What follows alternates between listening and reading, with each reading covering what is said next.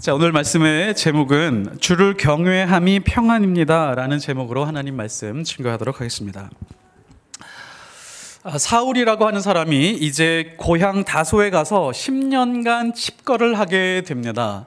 이 사실은 굉장히 중요한데요, 성경에서 자세하게 밝히지 않고 있기 때문에 우리가 간과하기 쉬운 부분입니다. 갈라디아서 2장 1절을 보면 14년 후 내가 바나바와 함께 다시 예루살렘으로 올라갔나니, 갈라디아서 1장에 보면 예루살렘에 올라가서 15일 보름을 있었다라고 하는 기록이 나옵니다. 그래서 2장으로 가면 다시 예루살렘으로 올라갔다라고 하는데, 다시 올라갔을 때가 14년 뒤입니다. 14년 뒤라고 하는 것은 1차 전도 여행을 끝냈을 당시거든요. 그러니까 2년을 빼고, 안디옥 교회에서 1년을 사역했었거든요. 그럼 1년 한 번 더 빼고, 그러면 이 계산이 어떻게 나오냐면 다소에 갔었던 그 횟수가 10년이었다라고 하는 것을 우리가 알 수 있습니다. 그래서 우리가 10년, 거의 11년 요 사이 정도로 추정을 충분히 할 수 있습니다. 여기서 우리가 놓치지 말아야 할 것은, 하나님이 사울을 부르시고 특별한 시간표를 진행했다라고 하는 것을 놓쳐서는 안 됩니다. 고향 다소에서 사울은 인생의 금이 가고 있었습니다. 인생이 부서지고 있었고요, 인생이 무너지고 있었습니다. 하나님이 부르셨으면 좀 평안해지고 자존감도 높아지고 조금 인생이 평탄하고 풍성해져야 되는데, 사울의 모습을 보면 그렇지 않습니다. 금이 가고 부서지고 무너지고, 한편으로 보면 좀 가루가 되어 있는 모습으로 우리가 만날 수 있습니다. 사울은 이렇게 생각했을 거예요. 하나님, 제 인생이 어디까지 무너져야 됩니까? 제 인생이 어디까지 이렇게 멈춰 있어야 됩니까? 라고 하는 질문과 의문을 가지면서 항상 하나님 앞에 기도했을 가능성이 높습니다. 이 10년의 기간 동안 우리는 이렇게 생각을 하죠. 아마 산책하면서 고향에서 그동안 공부했었던 율법을 가지고 예수님께 비추어서 묵상하고 있었겠구나. 조용히 앉아서 커피 한잔 하면서 하나님과 교제하는 시간 가졌을 수도 있겠지라고 하는 생각을 가질 수 있지만, 바울의 인생 전체를 한번 곰곰하게 생각해보고 자세하게 뜯어보면 이 시기가 가장 고난이 많았던 시기입니다.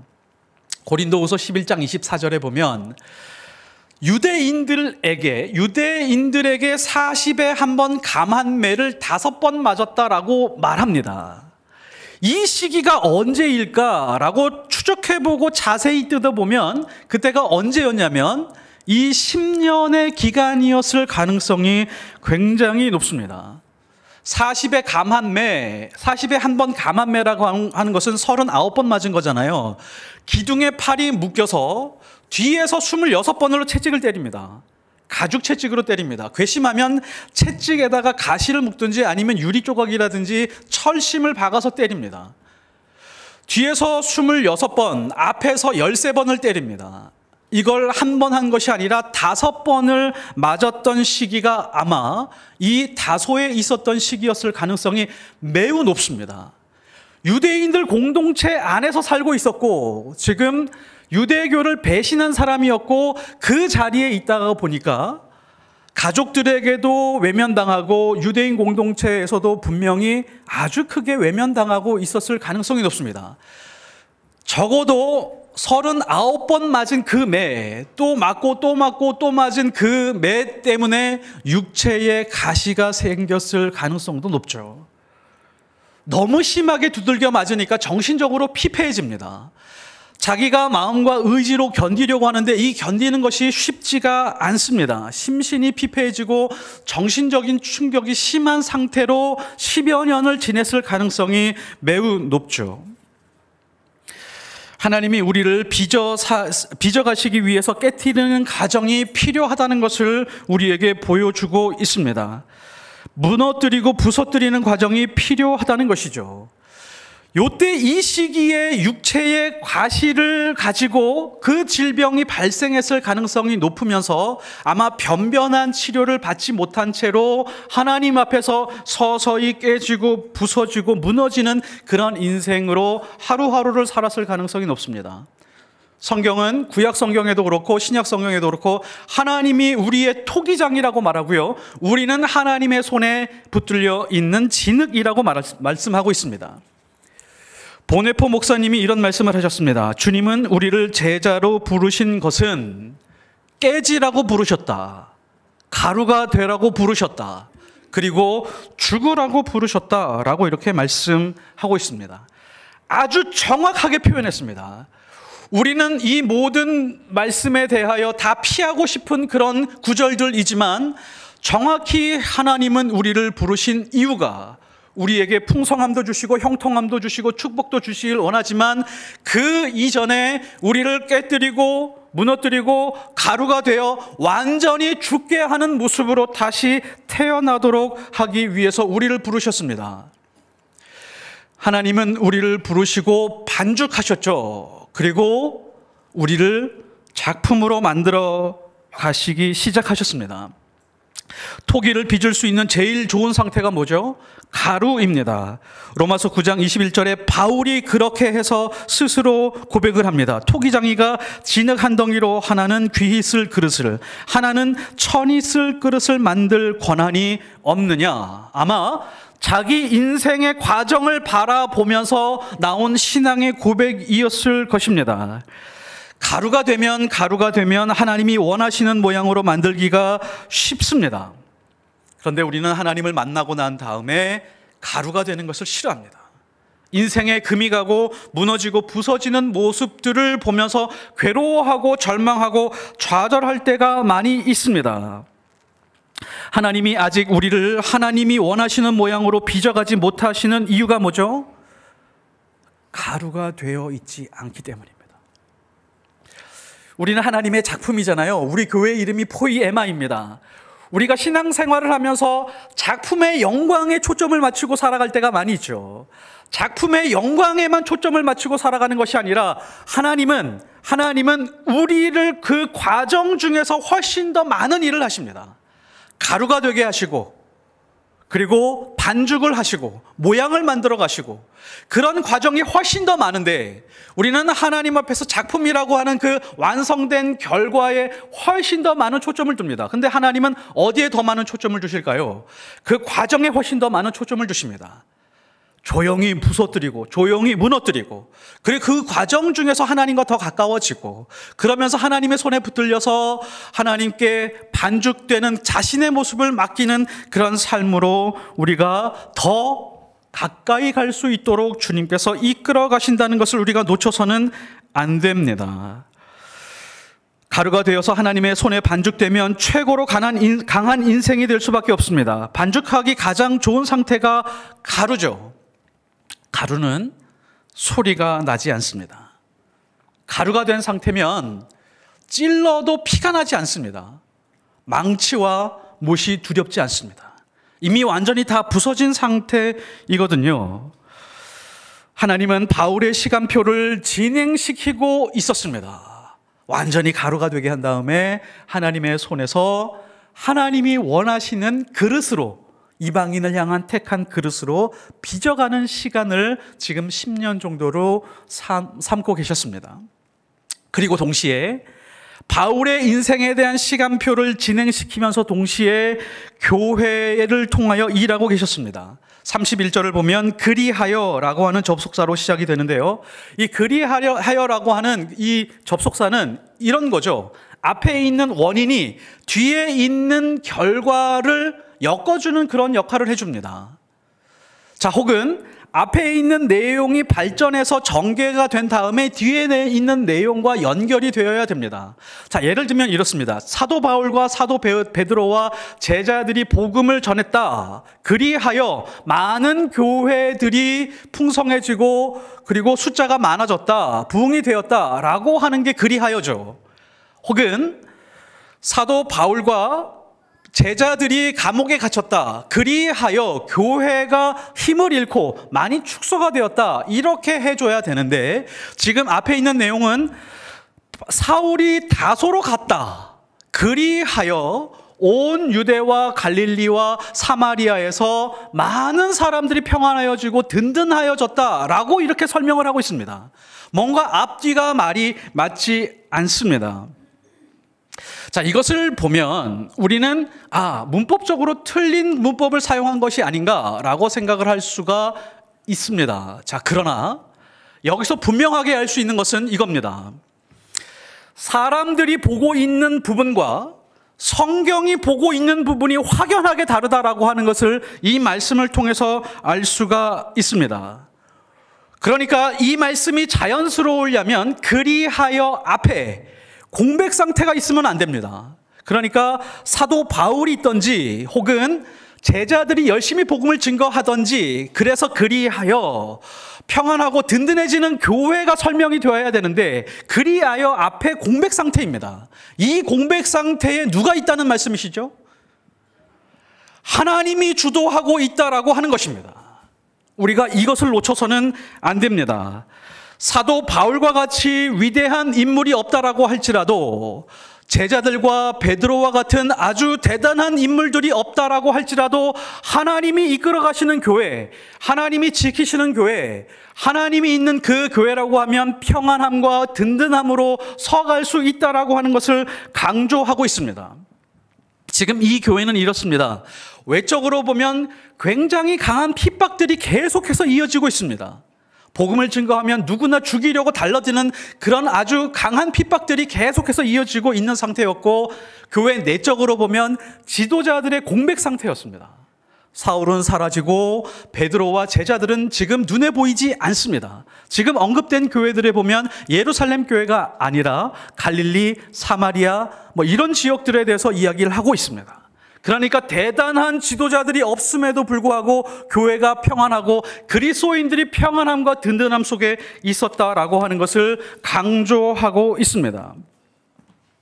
외적으로 핍박과 공격에도 불구하고 교회가 평안하고 든든할 수 있었던 이유가 있습니다. 31절을 읽어보면 그리하여 온 유대와 갈릴리와 사마리아 교회가 평안하여 든든히 서가고 주를 경외함과 성령의 위로로 진행하여 수가 더 많아지니라. 교회와 그리스도인들과 하나님을 섬기는 자들이 평안하고 든든했었던 근원, 그 근거가 어디에 있느냐면 주를 경외하는 것과 성령의 위로 때문이었다라고 하나님께서 말씀해 주고 있습니다. 자, 그런데 주를 경외함과 성령의 위로가 있죠. 이 순서가 바뀌지 않았습니다. 이 순서가 바뀌어서는 안 됩니다. 그런데 우리는 신앙생활 하면서 어떻게 하냐면 순서를 바꿔서 하나님 앞에 나아갑니다. 하나님, 성령의 위로를 먼저 주십시오. 제가 이 땅을 살아가면서 얼마나 괴롭고 고통스러운지 하나님 아시지요. 성령의 위로와 평안을 먼저 주십시오. 그리하면 제가 기쁨으로 주를 경외하겠나이다 라고 하는 그런 순서를 가지고 하나님 앞에 나아가고 있지만, 성경은 우리에게 말하기를 주를 먼저 경외하게 되면 그 다음에 성령의 위로가 오게 될 것이고 평안함과 든든함이 우리 안에 있게 될 것이다 라고 하는 것이 성경의 순서입니다. 우리의 신앙에 문제가 생길 때가 바로 이 순서가 뒤바뀔 때입니다. 가장 먼저는 주를 경외함입니다. 세상에서 가장 어리석은 인생이 주를 경외하는 법을 알지 못하는 인생들입니다. 어리석은 사람들의 특징이 뭐죠? 아주 간단합니다. 인생을 살아가면서 열심히 살아가고 있지만 자기 인생 앞에서 다가오는 문제들을 해결하다가 인생이 끝납니다. 성인이 되고 난 다음에 가장 먼저 돈 문제를 해결하려고 합니다. 결혼하기 위해서 돈 문제가 필요하죠. 직장을 잡아야 되죠. 자녀 교육 문제를 위해서 돈을 벌어야 되죠. 이런 문제들을 하나하나 해결하기 위해서 애를 씁니다. 자, 그러다가 어느 정도 사회적으로 안정을 찾게 되면 나이가 들어가게 되고 성인병이 하나씩 생기면서 건강 문제에 몰입하기 시작을 합니다. 그래서 건강을 잘 유지하기 위해서 그 문제 해결하기 위해서 열심히 살아가는 그런 인생들입니다. 그러다가 보면 이제 나이가 들고 7, 80 인생의 마지막으로 달려갈 때 사람이 느끼는 것이 허무함입니다. 내 인생이 문제만 해결하다가 여기까지 왔구나. 무언가 내 인생 속에 남는 것이 하나도 없습니다. 열심히 살았음에도 불구하고 이런 정도 상태에 있을 때 또 다른 감정이 바로 분노입니다. 내가 열심히 성실하게 거짓말하지 않고 정직하게 살아왔음에도 불구하고 내 인생에게 남는 것이 이것밖에 없는가라고 하는 생각이 들 때 분노가 일어날 수밖에 없습니다. 오래전에 가이드 포스트라고 하는 그런 작은 잡지가 있죠. 거기에 있는 내용입니다.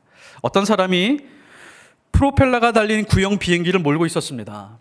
이렇게 비행을 하고 있었는데 비행기에서 나는 소리가 아닌데 어디서 사각사각 소리가 나는 겁니다. 여기저기 뒤져보니까 비행기 안에서 쥐가 전선을 갉아먹고 있는 것입니다. 야, 이거 큰일 났다. 얼마나 긴장이 돼요. 다시 회항하려고 하니까 너무 멀리 왔고 저 쥐를 잡기 위해서 운전대를 놓고 가서 잡으려고 하니까 추락할 것 같은 그런 위험한 상황에 놓여 있었습니다. 어떻게 했을까요? 어떻게 이 위기를 극복했을까요? 비행기의 고도를 최고로 높였습니다. 5,000피트, 10,000피트, 2,000피트. 쥐가 어떻게 했을까요? 실신했습니다. 쥐는 땅속에 있어야 샬롬을 느끼는 존재인데 하늘 꼭대기로 올라가니까 기압의 차 때문에 쥐가 거의 정신을 잃어버린 상태가 되었습니다. 그래서 위기를 극복했다라고 하는 이야기를 읽은 적이 있습니다. 우리가 인생을 살아가면서 반드시 발생하는 게 우리의 삶과 우리의 인생과 가정을 갉아먹는 쥐들이 발생하게 됩니다. 예기치 않은 때에 예기치 않은 크기로 항상 어딘가를 갉아먹는 것들이 발생하게 돼 있습니다. 자, 그때 어떻게 할까요? 항상 우리는 어떻게 하냐면 그 쥐를 잡으려고 애를 씁니다. 이번에는 돈 문제의 쥐, 이 쥐를 잡아 없애야지. 혹은 우리에게 건강 문제가 있는 그 쥐를 잡아 없애야지. 문제만 해결하려고 열심히 살다가 세월을 다 보낼 때가 많이 있다는 것이죠. 그때 어떻게 해야 되죠? 우리의 인생의 고도를 높이는 것입니다. 주 하나님, 내 인생을 창조하시고 내 인생의 설계와 디자인을 가지고 계신 그 하나님을 향해서 고도를 높이는 것입니다. 하나님의 말씀을 붙들고 하나님 앞에 엎드리면서 내 안에 있는 그 문제를 가지고 하나님 앞에 엎드려서 기도하고 말씀 붙들고 하나님을 향해서 달려가는 것입니다. 이것이 바로 주를 경외하는 가장 첫 번째에 해야 될 우리의 모습입니다. 일상이 엉망인 것 같을 때가 많이 있죠. 자, 근데 되게 신기한 것이 있습니다. 일상이 엉망이지만 나 모르겠다. 가서 주의 일 해야겠다 라고 하면서 하나님 일에 몰두했다가 다시 돌아가 보면 이상하게 내가 왜 이 문제를 가지고 고민했었지 라고 할 때가 한두 번이 아닙니다. 또 일상이 엉망일 때가 있습니다. 근데 선교를 떠났다 오고 또 해외 선교, 국내 선교 이렇게 하나님의 일에 집중했다가 다시 돌아와 보면 어느 순간에 쥐가 죽어 있는 모습을 볼 때가 많이 있습니다. 주를 경외하는 자들에게 찾아오는 것이 바로 평안함과 든든함입니다. 주를 경외하는 모습으로 살다가 다시 돌아오고 이렇게 하는 반복을 하다 보면 내 마음속에 평안이 찾아오게 되죠. 평안이 헬라어로 뭐죠? 에이레네죠. 에이레네입니다. 에이레네의 뜻이 뭐죠? 하나님과 하나가 되는 것, 하나님의 뜻과 하나가 되는 것, 하나님의 말씀과 하나가 되는 것, 또 뭐죠? 축복을 받는 것, 그리고 번영하는 것, 이 세 가지 의미를 가지고 있습니다. 신 목사님이 포유에 많은 에이레네의 뜻을 잊어버리면 안 된다고 수십 년을 말씀을 하셨죠. 자, 이 세 가지 뜻의 근본적인 것은 무엇이냐면 완전한 균형입니다. 퍼펙트 밸런스예요. 이 밸런스라고 하는 것이 이렇습니다. 배가 있잖아요. 배가 육지에 있으면 저게 밸런스가 맞는지 아닌지를 잘 알지 못합니다. 비행기가 육체에 정착해 있으면 저게 밸런스가 맞는지 아닌지를 알 수가 없죠. 언제 밸런스를 알 수 있죠? 배는 바다 위에 가봐야 밸런스가 완전한지 아닌지를 알 수 있습니다. 그러니까 주변 환경이 악조건일 때 그 균형이 완전한지를 확인할 수 있습니다. 비행기도 마찬가지입니다. 악조건의 기후 속에서 비행을 하게 될 때 추락하지 않는다면 완전한 균형을 가지고 있는 거죠.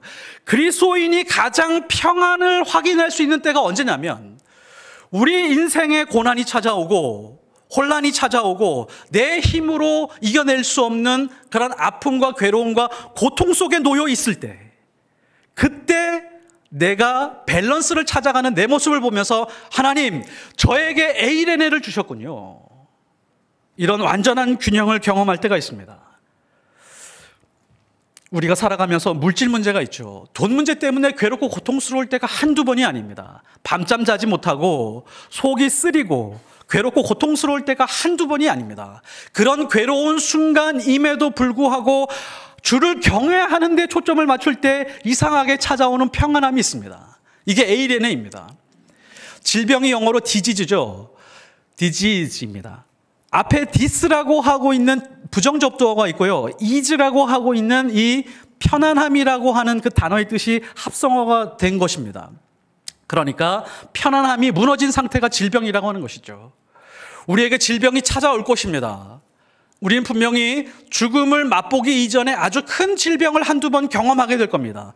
그 질병 속에 놓여 있습니다. 그러니까 아주 악조건 속에서 육체가 놓여 있는 그 상태, 그런데 마음과 믿음의 균형이 깨지지 않는 그 상황, 이것이 바로 평안함이라고 하는 것, 에이레네라고 하는 것입니다. 그래서 이 에이레네가 지속되면 견고해집니다. 하지만 주를 경외하지 않으면 우리의 모습은 어떠냐면 우리의 약점만 보게 됩니다. 배 위에 떠 있다면 아주 거대한 태풍만 보고 폭풍만 보게 되고요. 비행기에 있으면 바람 부는 그 번개 속 그 장면만 보게 됩니다. 그래서 흔들릴 수밖에 없는 것이죠. 주를 경외하는 자만이 길지 않은 인생 속에서 헛된 인생을 살지 않습니다. 사울은 아라비아 사막과 고향 다소에서 핍박을 받으면서 견뎌야 했습니다. 깨지고 부서지다가 못해서 회복이 되겠지라고 하는 상황이었지만 그래도 더 부서지는 그런 상황 속으로 내몰려야 했습니다. 그런데 사울은 이상했습니다. 한 번도 맞아보지 않는 채찍이었지만 여러 번 맞으면서 이상하게 평안이 찾아왔습니다. 그리고 더 견고해져만 갔습니다. 하나님을 경외하는 최고의 방법이 무엇일까요? 하나님을 경외하는 최고의 방법이 무엇일까요? 최고의 방법을 알려드리겠습니다.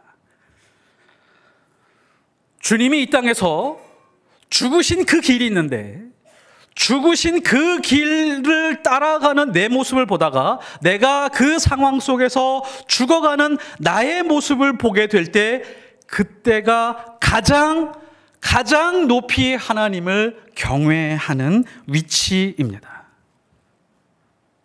완전히 가루가 되고 하나님의 손에서 잘 반죽되어서 매일 다시 태어나는 것. 그래서 사도 바울도 사라지고 그 유명한 12제자도 보이지 않지만 그리스도인들이 모이는 곳은 언제나 평안하고 든든했습니다. 왜요? 모이는 각자가 주를 경외하고 있었고 최고로 경외하는 삶이 예수 그리스도를 따라가는 삶이라고 하는 것을 알고 있었기 때문에 그 사람들이 모이는 곳은 전부 다 평안함이 넘쳤습니다. 에이레네가 넘쳤고 그리고 든든하고 견고해질 수밖에 없었으며 또 하나 성령의 위로가 넘칠 수밖에 없었습니다. 우리 포이에마가 그런 교회가 되었으면 좋겠습니다. 위대한 지도자가 보이지 않을지라도 우리의 내부적으로는 자랑할 만한 그 무엇이 없을지라도 우리 교회 안에서 예배드리는 한 사람 한 사람이 주를 경외함으로 예수 그리스도가 가신 그 십자가 길을 따라가는 그런 사람들이 일주일에 한 번, 두 번 모여서 예배드리며 서로가 서로를 위로하고 서로를 위해서 기도하며 말씀을 나누고 에이레네를 누리고 나누는 그런 교회가 되시기를 예수 그리스도 이름으로 축복합니다.